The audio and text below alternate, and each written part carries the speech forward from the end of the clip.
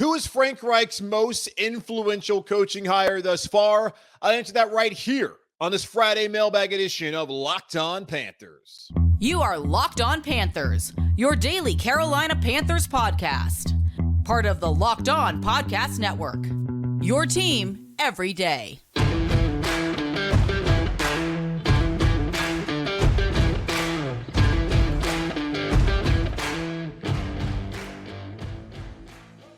Welcome into another edition of the Locked On Panthers podcast, a part of the Locked On Podcast Network. I'm your host, as always, Julian Council, talking Carolina Panthers with you every Monday, Tuesday, Wednesday, Thursday, and Friday. Your team every day. That is our motto here on the Locked On Podcast Network. Nowhere else can you hear Carolina Panthers talk Monday through Friday, but right here on Locked On Panthers, which is why it's important that you watch the show and subscribe to the show over on our Locked On Panthers YouTube channel. You can also listen to the podcast wherever you listen to your favorite podcast. Just be sure to rate, review, and subscribe, and follow me, Julian Council, on Twitter at Julian Council, where on Fridays, which today's Friday, I answer your weekly Friday mailbag questions either at me or DM me over on Twitter at Julian Council to participate next week in the first March edition of the Weekly Friday Mailbag here on Locked On Panthers. And this week, got a lot of good questions. Sometimes some weeks are better than others, and this certainly is a strong week. And I always try to answer everyone's question. If I did not get to your question, I'm going to try and answer it via DMs, or if you added me there on Twitter. So usually I answer everyone's questions. Some are on the show, some are off the show, but I let you know whether your question is going to be on the show or it's not. But I always appreciate all the questions. So again, at me or DM me on Twitter at Julian Council. Participate next week in the Weekly Friday Mailbag here on Locked On Panthers. Let's start off here with Percy, who asked, who do you think is the most impactful coaching hire that has been made so far here in Carolina, and why? Great question. We have been just praising this staff the last couple of weeks with Ejiro Evero here as a new defensive coordinator, Thomas Brown signing up a week ago as a new offensive coordinator, Jim Caldwell here, Dom Capers, the first ever Carolina Panthers head coach back here in Carolina. You also look at some of the other assistants lower than that. You got Josh McCown, who was a 17-year NFL veteran at the quarterback position, spent time here as a Panthers quarterback, also coached quarterbacks at Myers Park High School, and Drake May was there. Now he's lighting it up at North Carolina. You have him, Parks Frazier, who at 30 years old was the play caller for Jeff Saturday when he took over as the interim head coach after Frank Reich was fired this past fall there in Indianapolis. There is a ton of experience. Stu Staley, who talked to the media on Thursday, and man, that guy, I loved listening to Stu Staley talk on Thursday afternoon when he was introduced as the running backs coach, but also the assistant head coach here in Carolina. There's loads of experience and coaching talent on this staff, which makes it a difficult question to answer what I believe is the most impactful hire so far. I have talked to y'all about whoever the quarterback is, you need to get the OC and the quarterback coach right. Now, having Frank Reich certainly helps because he, of course, played the position. He's coached the position. He's been a head coach, and he's had success coaching that position in Indianapolis, even though he's had so many different quarterbacks there at that spot. You also have to understand that the OC could be the play caller, may not be the play caller. We know now that Thomas Brown will not call the plays, at least to begin with, but eventually he will be the main play caller here in Carolina if he stays long enough, whether it's this season or next. And then quarterback coach is going to be working with mechanics and all of that, and you want to have a veteran quarterback. So saying that, you would think that I would say that Thomas Brown is the most influential hire, but he's not going to call the plays, but he's going to obviously have a massive impact on his offense. Maybe I would say Josh McCown. I'm not going to go there.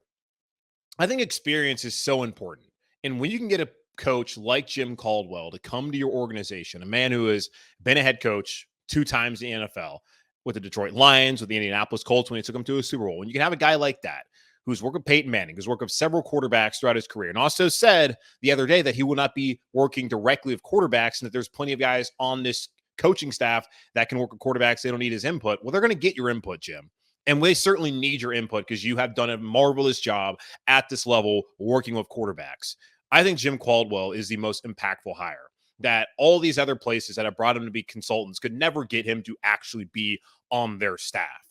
He's no longer holding out hope to be a head coach. He is right here, just where his feet are, focused on what he can do here in Carolina, back home where he had spent time as a head coach at Wake Forest for 8 years. His family grew up in North Carolina. He's back here working with Frank Reich, a man that he has immense respect for and is trying to do his best to be the eyes and ears for Frank Reich on the offensive side, the defensive side, and special teams, and within the entirety of the organization, to help this team be the best. So I look at Jim Caldwell, a former head coach who basically is also operating as kind of the shadow head coach here in Carolina. Now, that's not to be like, oh, it's going to be Jim Caldwell, puppet master. No. He's going to be kind of around everything and reporting back to Frank. Not the head coach, but to have someone in that kind of position, I think that's a great hire that they made here in Carolina. Over now to Levi, who, sticking with the coaching staff, he says, do you believe in mojo? Do you think with the stellar coaching hires, we have the right mojo for sustained success? Here's the thing. You're not going to keep all these coaches. We found out the other day, at least from Jordan Rodriguez, we also heard from Frank Reich and some of these other guys like Dom Capers, that Thomas Brown going to be a head coach one day, potentially in the National Football League. Also, Ejiro Evero, probably his only year here in Carolina, which is totally fine. Turn this into a top 5 defense, and you can go do whatever you want after this, but he's only going to be here possibly for a season. You also have to look at Chris Tabor, who Frank Reich thinks can be a head coach in the league, a special teams coordinator here in Carolina. Josh McCown's gotten interviews with the Texans. That's only one team. It only takes one to hire someone and make them a head coach. So you're not going to be able to maintain all these staff members. But the important thing that Frank Reich said the other day was, I have already thought about potentially losing those guys and who can replace them. Could it be Jonathan Cooley, who's a cornerback coach here? Could he be the replacement for Ejiro Evero down the line? Could it be a Peter Hansen? Could it be anyone else on that defensive staff? Todd Watts, defensive line coach, is it him? Who's on this staff that can be the next replacement? Devin Fitzsimmons seems like an obvious choice for special teams coordinator if and when Chris Tabor moves on to potentially a head coaching job. And he spent time, remember, in Chicago after Matt Nagy got fired as the interim head coach for the Chicago Bears. So he has experience, at least as an interim, in running his own team. So we'll see if he ever gets an opportunity down the road. Offensively, it seems pretty obvious that a guy like Parks Frazier, who called plays in Indianapolis this past year, will get the opportunity to be the OC down the line, especially when you look at the experience that he got. Now, it was brief experience, but the experience he got last year, and also his relationship with Frank Reich and his knowledge of this offense. And he's going to be that understudy to Thomas Brown, to Reich. So I think that is what's most important to building sustained success as far as the coaching side of things. Now, the player side of things, you got to get a quarterback, because you don't have a quarterback, you don't have a chance. And look at Frank Reich. While he might have had a winning record in Indianapolis, didn't really have that sustained success because he never had the quarterback position stable. Stabilize that here in Carolina, and then we can get there. But yes, the mojo is certainly there on the coaching side, and I definitely believe in mojo. Over to Kendrick, who says, I know this is an exciting season, and it would be hard to not be enthusiastic about the coaching hires, but pre-draft and free agency, do you believe that we have enough overall talent right now to get a win in the playoffs next year? Our stars are top tier on D, and on the O side, DJ is bottom great, we think.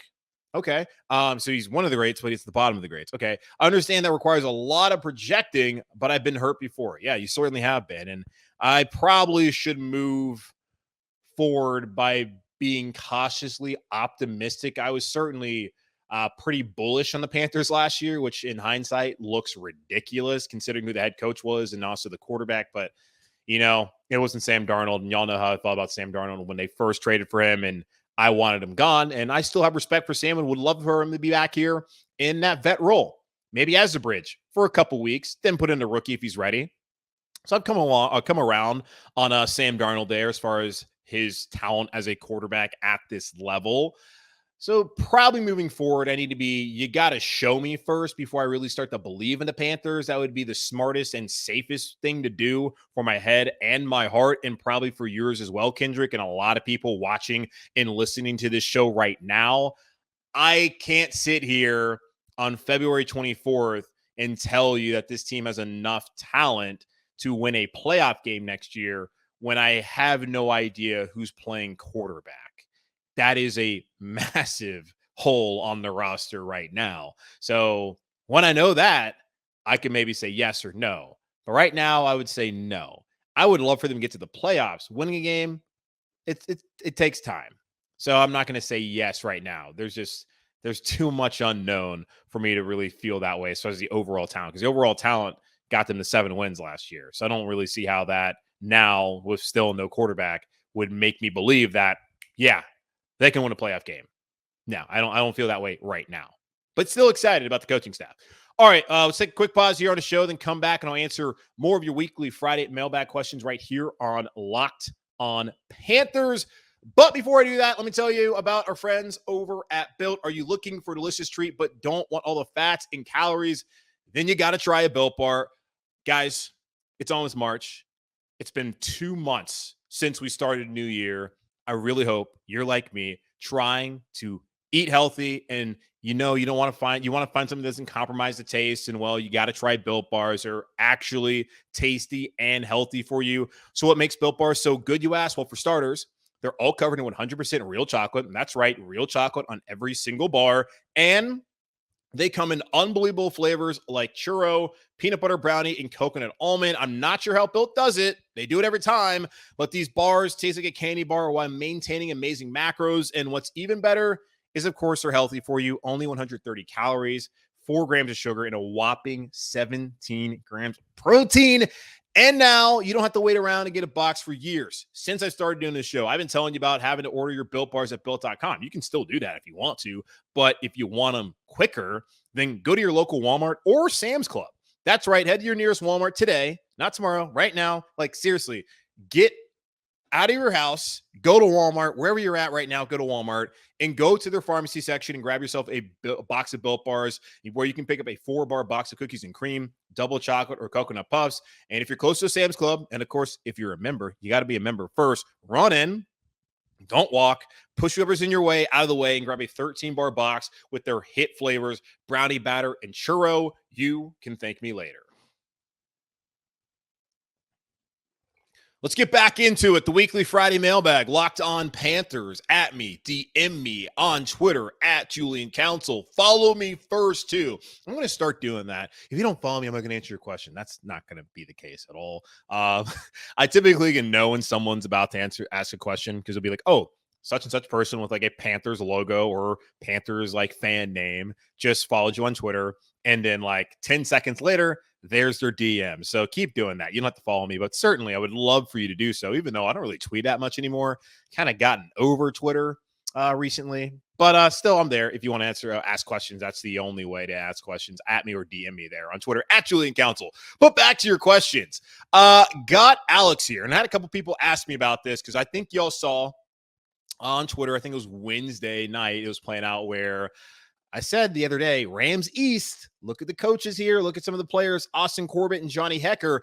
They're out there on Twitter trying to recruit their old buddy, Robert Woods, also known as Bobby Trees, who just got released from the Titans, as the Titans don't know what's going on down there in Tennessee, my former town there in Nashville. But they got rid of Taylor Lewan, got rid of Bobby Trees, and now he's available. And the Panthers could use a wide receiver. So Alex asked me, and other people asked me the same question, like about 3 or 4 of you. Says, looks like Johnny Hecker is recruiting Robert Woods, Bobby Trees, Carolina, on Twitter. Do you think he would be a good fit? Or are there any other free agent wide receivers that we should take a look at? I think it's very obvious that it's a fit based off of, okay, Thomas Brown has a relationship with him, having been the running backs coach and spent time the last 3 years in Los Angeles with the Rams. Bobby Trees, which it's a good fit because I get to say Bobby Trees all the time. Like, I love when people call him that, especially like right now. I'm loving it. So yeah, just so I can say Bobby Trees all the time. Absolutely. Bring Robert Woods here to Carolina. But he's also been a good player. Now, last year, coming off of an injury, wasn't that good. Had the ACL tear late into that Super Bowl season for the Rams. He's a really good player. And I think he would be perfect opposite of DJ Moore. Because the thing for me is, find somebody who can fit your scheme. Whatever they're going to cook up here, whether it's Frank Reich's offense, Thomas Brown, whatever it's going to be, Robert Woods is going to fit what they want to do here, because he's a good player and he's been a proven player in the NFL. And they need that here in Carolina right now. So I am absolutely all for that happening with the prior relationships, the guys like Johnny Hecker, who's the punter. But hey, Hecker, pretty good punter, so he should have some sort of influence, right? But mainly, though, like Corbett, who's on this offense, who might miss some time here in 2023. Hope not. But Thomas Brown primarily, and some of the other Rams guys like Ejiro Evero and Jonathan Cooper Cooley, rather, who have been in Los Angeles, who would know Robert Woods really well and the character and kind of man he is.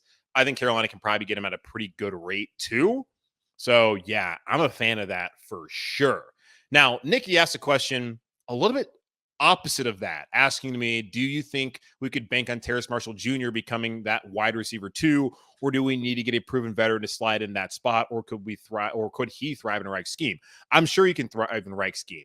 The thing is, through 2 seasons, we have not seen nearly enough. We saw some glimpses last year after they got rid of Robbie Anderson, which is good, but we have not seen enough week in, week out production out of Terrace Marshall, and also his health. We have not seen enough to know and trust and believe that he can be that second wide receiver opposite of DJ Moore, which I think is important, whether you're going to bring in a veteran as the bridge or you're going to bring in that rookie quarterback to have another experienced wide receiver. So I don't think that we can bank on Terrace Marshall being that number 2 right now. He can certainly become it, but for me, bring in someone like a Robert Woods, bring in a veteran, slide Terrace at number 3. And a lot of times people say you're only as good as your number 3 wide receiver, especially in his pass-happy game in the NFL. Now, DJ Moore, Robert Woods, Terrace Marshall, then, of course, adding that pass-catching tight end. Got to feel pretty good about that. And then Shi Smith as well kind of gets bumped back to the 4, and Shi can make some plays. Not nearly as consistent as you needed him to be last year when he earned that number 3 spot. So, no, I'm not banking on Terrace Marshall to be a wide receiver 2, but bring in a veteran and then allow Terrace to kind of grow, where I think in year 3, in this new scheme, better quarterback play, fingers crossed, he can kind of break out, and we can look at him as being that wide receiver 2 heading into year 4, maybe in year 5, however long that veteran might be here in Carolina. All right, now to Jim. We're talking tight ends now. He said, I've heard you mention Dalton Schultz, the Cowboys tight end, his free agent, a few times. Some people have also mentioned Mike Gesicki, the free agent tight end from the Dolphins. I was looking at the list of free agents and saw that Herb Smith, former Bama guy, replacing Minneapolis by TJ Hawkinson in that trade, the Lions trading Hawkinson to the Vikings, is coming available. What are your thoughts on bringing in someone who is maybe a bit less proven, but who has the athletic skill set to be a solid pass-catching tight end? That way, we save some money to bring in free agent defensive ends or linebackers, etc. No, I'm not down with that, Jim. I appreciate where your head's at, where it's like, hey, let's go bargain shopping on a tight end. No, I can't do that. That's what Matt Rule did for 3 years. That's what they did. They had Manhurts, they had Ian Thomas. Then they went out there and we got Stephon Sullivan, and then they drafted Tommy Tremble. And none of those guys are what Mike Gesicki and what Dalton Schultz, what Evan Ingram, what Hayden Hurst have been at that tight end position as far as pass catchers go. And Herb Smith, again, you said replaced by TJ Hawkinson. So why would you go out there and bring in a guy who lost his job to another tight end, like in within division? Like they traded within a division to go get someone to replace the guy that they had drafted. Now, different general manager, Kwesi Adofo-Mensah, was not there when Herb Smith was drafted. That was Rick Spielman. And, of course, that was Mike Zimmer. So things have changed. I don't look at it because when you say he's got the athletic skill set, he's less proven, doesn't that sound like Ian Thomas? Now, Herb Smith, better track record playing at Bama, but doesn't that sound like Ian Thomas? And how has that worked out for the Carolina Panthers? No. For me, go out there, extend Burns, re-sign Bradley Bozeman, and outside of that, top priority, get one of the top tight ends that are free agents and available who can actually catch the football and do something with it. No bargain bin hunting. We'll do that in the draft, but not in free agency when it comes to tight end. All right, over to David now, who's got 2 questions. Don't allow it. Typically don't allow it. That's a lie. I allow it every single week. First question. Taylor Moton and Shaq Thompson are both due $24 million this season. Are they both really worth that right now? I don't want to cut or trade either of them, but I just don't see them worth what we are paying them. Now, that's their cap hit, David. Taylor Moton is going to make $17 million this year. His cap hit is $24 million. Shaq Thompson, I didn't see what his actual salary is, but his cap hit is $24 million. We've gone over this a couple times. Now, if you wanted to cut Taylor Moton, which would be insane, again, Icky, great at left tackle now. Brady Christensen probably going to be fine after breaking his leg there in the final game of the season at left guard. but have to be a little bit cautious there. You have yet to sign Bradley Bozeman. I think he'll be back, especially now that James Campion's back here in Carolina, and they've said that they want to bring him back, and him and his wife seem to love Charlotte, because who wouldn't love Charlotte? And then at right guard, Austin Corbett, let's just be honest, y'all, he's probably not going to be ready to go week 1. I hope he is. But a guy coming off of an ACL tear in week 18, which gets pushed back to now early January, really mid-January, hard to look at him being the same player next year, at least when the season starts. So do you really want to be in a position where you got 2 guys coming off an injury, maybe not your starting center from last year, probably though, and then bringing in a new right tackle? Who's going to play right tackle if it's not Taylor Moton? Who's going to play that position? He's been steady. They just paid him back in July of 2021. Why would they not bring him back? So if you did want to cut him, it's $4 million that you save.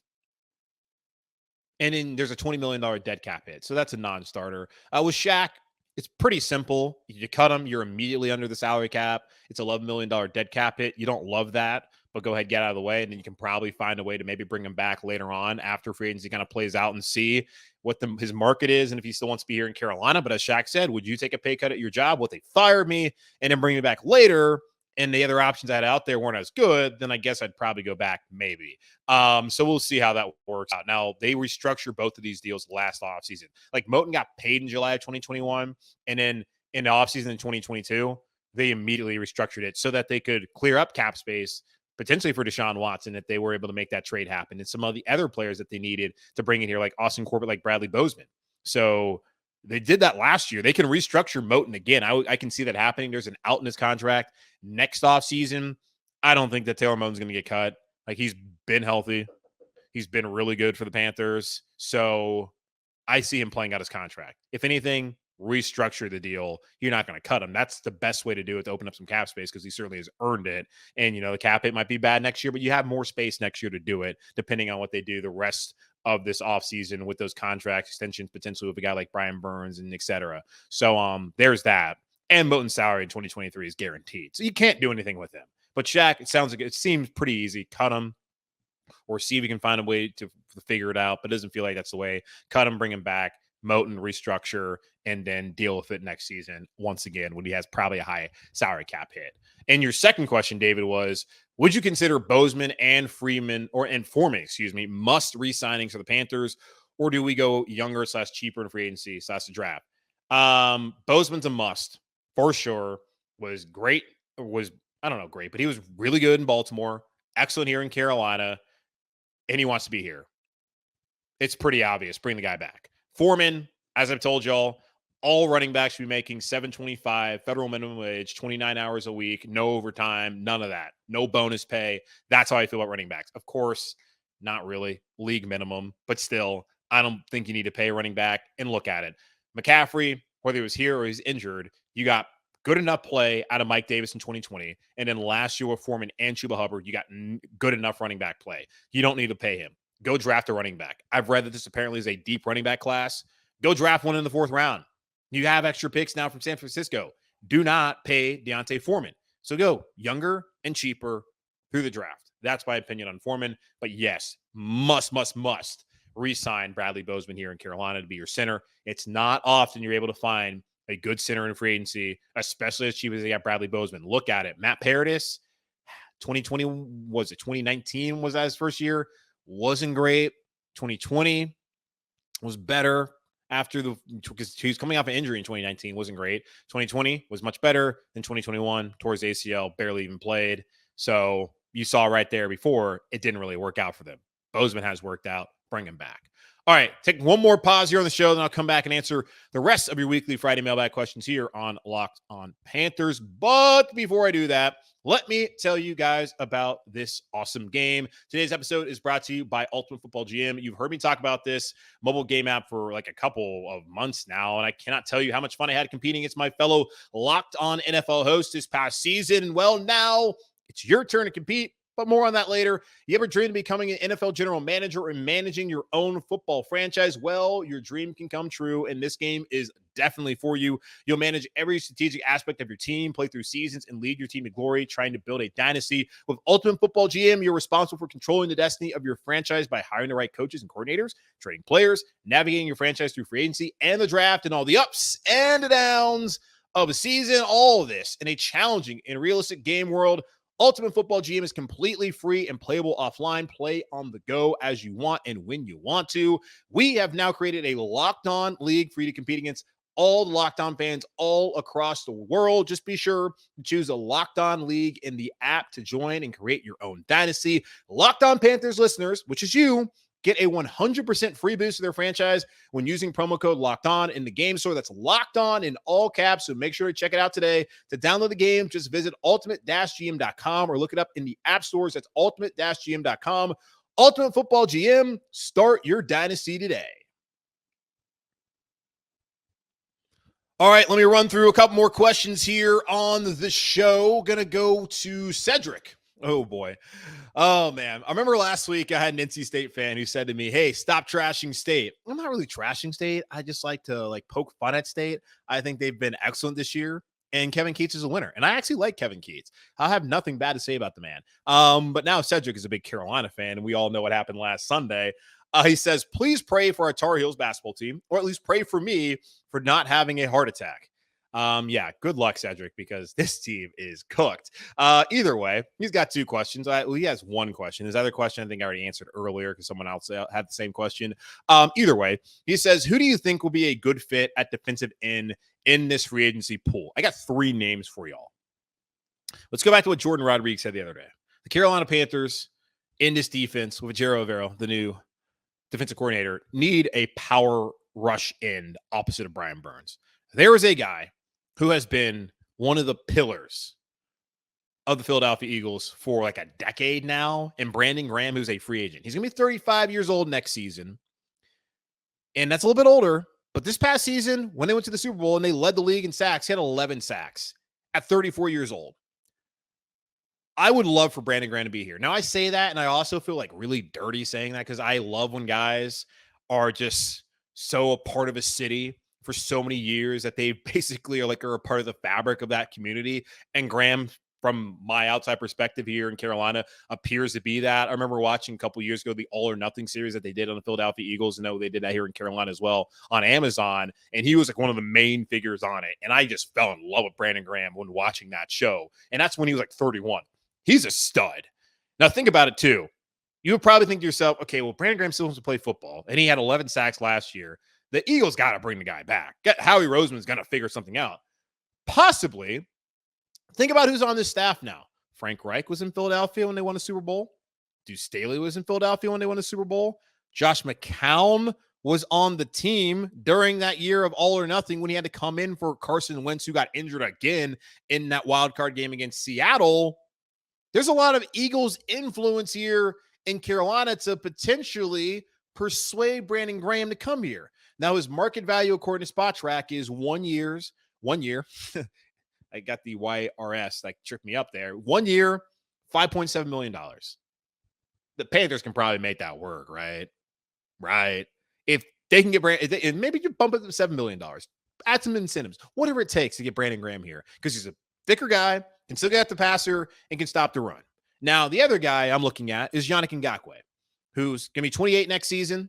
He spent time in Indianapolis this past year with Frank Reich. Not very much time, but he was there, and also spent time in Jacksonville with defensive line coach Todd Wash. He had 9.5 sacks this past season. The one issue is he's not much of a power guy, and he stinks against the run. Horrible against the run. That has always been the hang up and the knock on Yannick Ngakoue. He's also been all over the league so far. He's like about to be 28. He's been in Jacksonville. I know he's in Minnesota briefly. I think he might have been in LA with the Chargers or something like that. He's been all over the league so far. Maybe it was Baltimore he was at. Either way, going to be his 5th team in 8 years he's about to come up on. His market value, though, is 4 years, $59 million. Not really trying to pay that. Don't think the Panthers can really afford that, but he is someone worth taking a look at. And in the last one, homecoming, Jadeveon Clowney. He's not going to be back in Cleveland. he can be more of the power guy. I think he can stop the run. Solid dude. Of course, he was creating havoc week 1 when the Panthers play the Browns and the whole like hometown deal. Maybe he wants to finally come back home. He's never been the player that we thought he would be out of South Carolina, but I would take Clowney. I think you can get him at a reasonable deal, maybe. So those are the 3 I'm looking at right now, Cedric. And of course, everyone else watching and listening. Over to Josh now, who is thinking quarterback, but maybe not. He says, am I crazy? Yes. For wondering if the Panthers should skip a quarterback this year in the first round? Yes. And draft another foundational player? Yes. It seems redundant to draft another edge to pair Burns. No, it's not, but that could be an option. A new interior linebacker? Pass. A wide receiver to pair with Moore? Pass. Another quarterback to go with Horn? Pass. And cover in case he gets hurt, which he probably will. Or do they stay the course and just dive in on a rookie quarterback this year? Yes, that's what they should do. So many conflicting reports and evaluations. It's hard to tell who's good and who's not. At least Rule is gone, so hopefully they can't really screw it up that bad too. Right? Maybe. Yeah. Pass on all that, dude. And I appreciate the question, Josh. No, you're not crazy for wondering that. I think it's a reasonable question to ask yourself. But we got to get off the hamster wheel. We got to get off the merry-go-round. We got to get off the treadmill, whatever you want to throw out there as far as a metaphor for how bad this team has been when it comes to quarterback play. You got to stop doing this. Break the wheel, like Daenerys Targaryen said. Break the wheel and go out there and draft somebody and do it the right way. I don't know whether Anthony Richardson's going to be any good. I have no idea whether Will Levis is going to be any good. I don't know. Bryce Young's going to be good. I don't know if Hendon Hooker or C.J. Stroud are going to be any good in the NFL. I do know what I saw in college. Bryce Young was that guy. He is smaller, and if you look back at the NFL history in the draft, there has not been a guy drafted at his size in a very, very long time, especially at number 1 potentially, or number 2, however it shakes out. But I think Bryce Young is great. And if he was 6'3", 225, there would be no questions at all. He would be like considered one of the greatest prospects ever. Like seriously, he's so good. I don't think Carolina's going to have a chance to get him. CJ Stroud, everything I need to see from CJ Stroud, I saw in that playoff semifinal against Georgia. Lost the game, but he had his team in position to kick that field goal, and Noah Ruggles shanked it. It's still flying. It's like kick the buckhead. I don't know what he was doing. Will Levis, he looked good when Liam Cohen, who was the Rams OC, then went back to Kentucky after being the Rams staff and being at Kentucky, when he had Liam Cohen and when he had a better offensive line and he had, better talent around him like Tavion Robinson, he was good, relatively. He still turned the ball over, but he had a lot of people excited, especially about the trades and, the whole Josh Allen factor of it all. And then last year, when his talent wasn't as good, even though I thought Dane Key, the wide receiver, is not bad.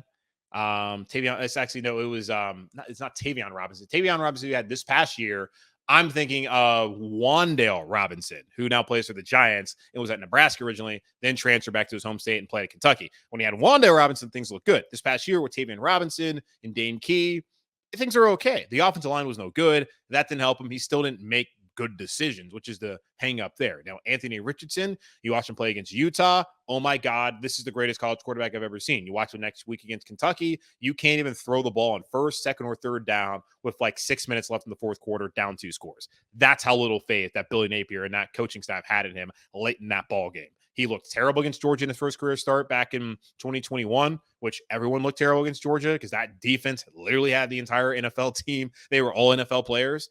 But he's been up and down. But the traits are there. And from some scouting evaluations I've seen, he actually stays in the pocket. He's not looking to run. He's somebody who can be coached up properly. So I don't know how it's going to work out. I just think it makes the most sense to just go out there, get one of those guys, and to sit there and to develop them and put a good team around them and see what happens from there. Now, Russell, he asked a question asking, outside of winning, what's the best thing the team can do to make Bank of America Stadium a home field advantage again? Well, I guess this is probably a deeper question. You could wonder, if the demographics of the city have gotten to the point where it's going to be hard for it to ever be a home field advantage, but that's not true because I've seen as the city has grown, when the Panthers are good, the city supports. So really it's winning.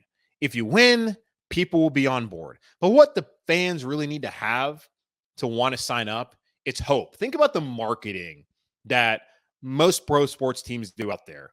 They market players to try and get you into the arena. Like in the NBA, barring whether the guys want to play or not. It's pretty easy to get butts in seats at times because LeBron's coming to town, maybe. KD's coming to town, maybe. Giannis coming to town, maybe. I say maybe because you never know when these guys are going to play or not. But either way, you can try and market around like the dudes are coming to your town. And of course, the Hornets got LaMelo, and they can market that. Now, the Panthers haven't really had anything to market. Yeah, pandemic and all that. But Christian McCaffrey, are you really going to Panthers games to go see Christian McCaffrey? No, it's a quarterback league. When Cam Newton was here and the Panthers were winning, of course, that stadium was jumping, but Cam was fun. Cam really helped build up that atmosphere during that period of time when Ron Rivera was the head coach and he was the quarterback. That's what they need, a quarterback. Hope. Someone for everyone to believe can take us to new heights that we have never seen before. The best way to get butts in the seats other than winning is to provide that hope, provide that marketing, and the best way to do that is with a rookie quarterback. That's the best way, I think, to get butts back in seats. Now, you have a new head coach. People don't hate Rule. I mean, Rule's gone, the guy everyone hated. Tepper's been a little bit better this last month or so. So with the new head coach, new quarterback, renewed sense of, hey, maybe this can be our year, that will get butts back in seats. But also you have to wonder, with all the Ohioans and all the people from all in New York and all that, you know, that kind of, it's crazy. When the Vikings took over the stadium a couple of years ago, shocking. Pittsburgh, that has happened every year we've ever been here in Carolina. So when the team's good, the fans will support, the city will embrace it. It will always be someone, it'll be people's second team. They'll be on board. But there's enough people like you and me, Russell, because I know you're from the area. We grew up here. We're back here in Charlotte. There's enough of us that have come and gone and come back that can support this team if it's good. They just got to be good. And, of course, provide us hope. And then final question here from Chris. He's asked me, it's very simply, do you think with this staff that C.J. Henderson can become a good corner? You sure hope so. It's now or never for C.J. Henderson. I have no idea what the deal is. Liked him at Florida. I don't know what went on in Jacksonville. He came into Carolina, tough situation, trying to learn the defense, and didn't show many signs in his second year in the league, first year in Carolina. And then last year, when called upon, penalties, touchdowns, just wasn't good. And I don't see the team going out there and exercising a fifth-year option. It's a wasted trade. I don't know what Dan Arnold was going to do back in 2021. You look at the preseason, you look at training camp and all the practices. It seemed like Sam Darnold really had a good connection with him. So maybe that would have helped. When Christian McCaffrey went out, the offensive line was also garbage. So no offense, guys. You're not garbage people, but you were, as a unit, collectively, it was very similar to garbage. Still, Henderson, I don't know. I just haven't seen it. And I have a hard time seeing it happen. But I hope it happens because he was a top 10 pick for a reason. So maybe we'll finally get to see that reason here in 2023. All right, that's going to wrap up this edition of the Locked On Panthers podcast, a part of the Locked On Podcast Network, hosted by yours truly, Julian Council. Again, y'all, make sure to watch the show, subscribe to the show over on our Locked On Panthers YouTube channel. Check us out wherever you listen to your favorite podcasts, free and available everywhere. Just be sure to rate, review, and subscribe so you never miss a single edition. And follow me, Julian Council, on Twitter at Julian Council. So next Friday, you can be a part of the Weekly Friday Mailbag here on the show, either at me or DM me on Twitter at Julian Council. Quick programming note. I am currently probably in the air when you're listening to this, headed out to California, going to be at the race in Fontana, a ton of rain. So may not get back here until Tuesday. Who knows? But either way, going to have an episode out there on Monday, but do not expect an episode on Tuesday. If the races do go on, I will be back on a red eye on Sunday and back Monday morning. The last thing I'm going to do after being on a red eye and being in California, where it's going to be 49 and rainy all weekend, is coming up here to talk Panthers with you. So there will not be a podcast on Tuesday, but there will be one on Monday. And I will tell you again on Monday, ain't going to be a podcast on Tuesday because I recorded the Monday podcast on Thursday. So hopefully nothing changes and makes it obsolete. But if it does, well, oh well. So there's that. In the meantime, be safe, be happy, be whole. As always, keep pounding, and I'll talk to y'all on Monday.